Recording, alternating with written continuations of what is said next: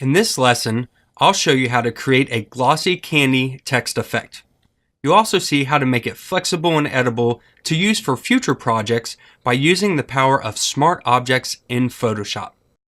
Start by creating a new document. Use a standard 1920 by 1080 file, then click Create. First, create the background. I usually start with a solid color. It doesn't matter what color you choose because you will be adding a gradient on top. Double-click on the layer and then choose Gradient Overlay.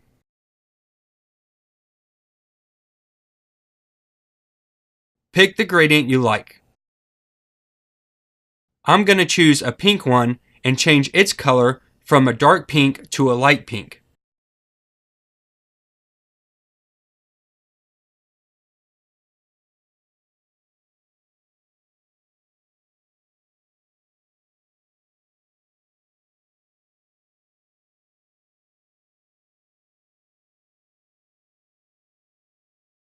That looks good.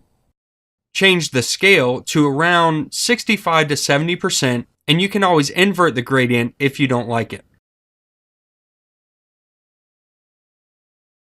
Let's add some noise to the background, so on a new layer, press Shift and Backspace or Option Delete to bring the Fill dialog box up. Then choose 50% gray from the drop-down menu. Change the blending mode to Soft Light. Go to Filter, Noise, Add Noise, and choose about 15 to 20%, then click OK. Also, go ahead and add a little bit of vignette by creating a levels adjustment layer. Push the midtone slider to the right a little bit.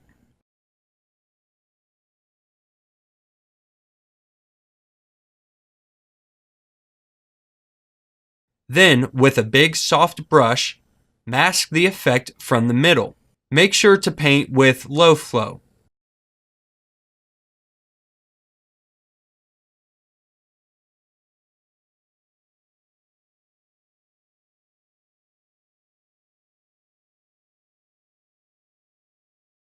Group all of these layers together and call it background.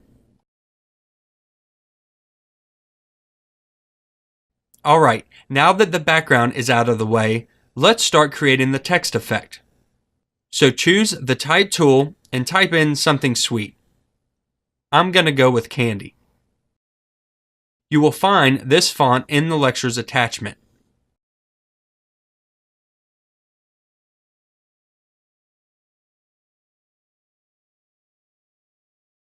Hit Ctrl+A to select everything and center the text with the horizontal and vertical align buttons at the top. Press Ctrl+D to deselect. Before you start, you need to convert the text layer to a smart object by right-clicking on the layer and selecting Convert to Smart Object. This is really important if you want to edit the text later on. Right-click on the layer and choose a pattern overlay. Choose this striped candy pattern. This pattern will also be provided for you. Set it to around 90% scale or whatever looks best with the text and the font that you've chosen. Next, go to Bevel and Emboss. First, change the style to outer bevel. The technique Smooth, leave the depth to 100 and the direction up. Change the size to 20 and the softness to 1. After that, change the shading angle to 16, the altitude to 48, and uncheck global light. Select the gloss contour and change it to ring. Change the highlight mode to normal, the opacity to 100%, and the shadow mode to difference. In the shadow color, choose a mid-gray color. I set mine to 909090. Change the opacity to 39%.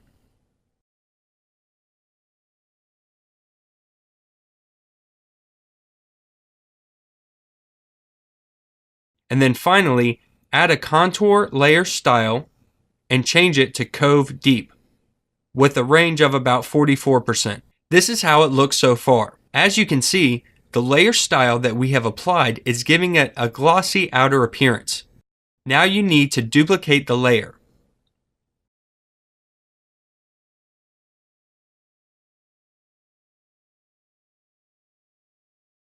Add an inner glow to the duplicated layer and change the blending mode to pen light,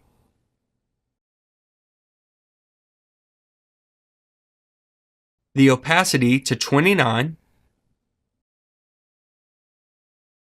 change the color to black,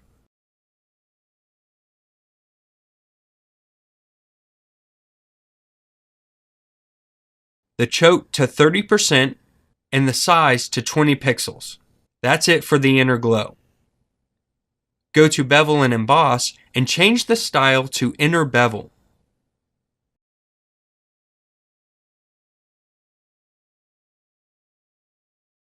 The depth to 310, the size to 28, and soften it by 16 pixels. Change the angle to 180 degrees and the altitude to 26. Choose the default gloss contour and change the highlight mode to Vivid Light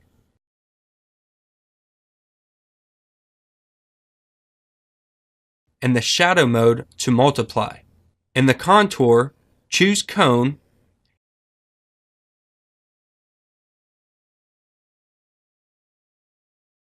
and that's it for this layer style. This has given the text a rounded look with highlights around the edges.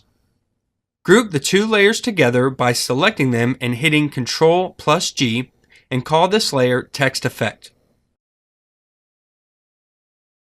One last thing to add is the candy stick, and that's up to you if you want to add it or not. Go to the Rectangle tool and draw a rectangle about this size.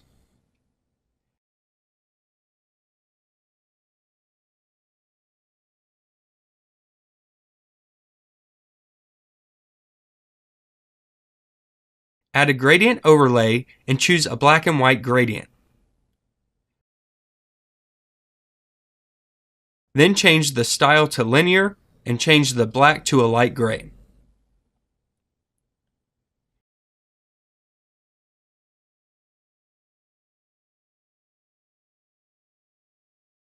And that's it on how to make a nice glossy text effect just with layer styles. And the coolest thing about this effect is that you can double click on the smart object and it will open up the original text file. What you can do is change the text to whatever you want. For example, I'm going to add an ellipse right above the stick.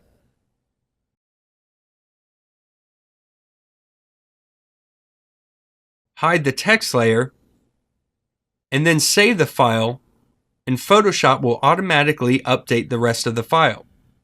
Now you have a candy lollipop. You can use custom shapes, vector objects, or anything you like, and it will automatically update. Alright, that's it for this lesson. I'll see you in the next one.